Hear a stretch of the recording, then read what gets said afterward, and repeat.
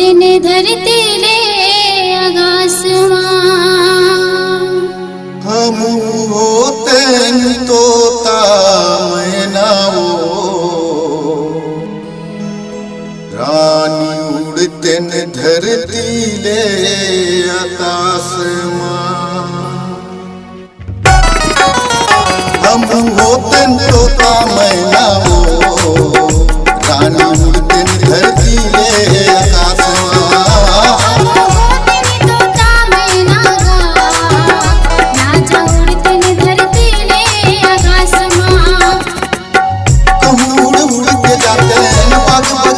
ले आते हैं कहूँ उड़ उड़ के जाते हैं बाग बगिया ले आते हैं ये चुराते ने अमरैया के आसमां।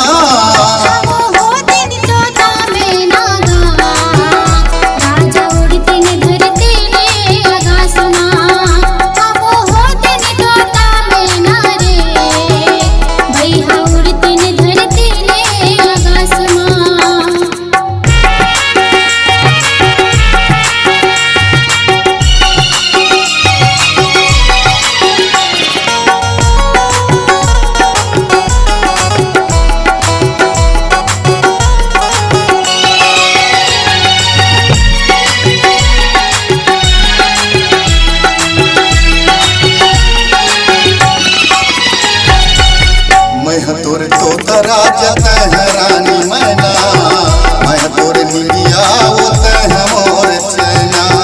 मैं तोरे तोता राजा तह रानी मैना मैं तोरे निमिया वो तह मोर चैना।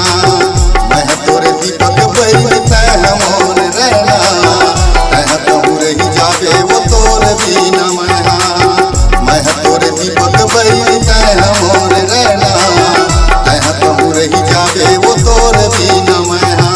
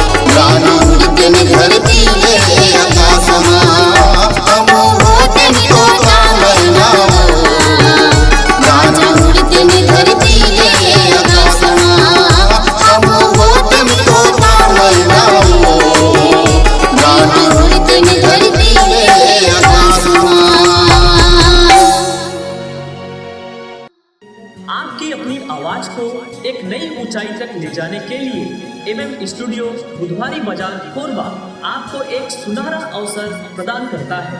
अगर आप छत्तीसगढ़ी लोकगीत, हिंदी गीत, कराओके गीत इत्यादि रिकॉर्डिंग कराना चाहते हैं तो हमसे संपर्क करें।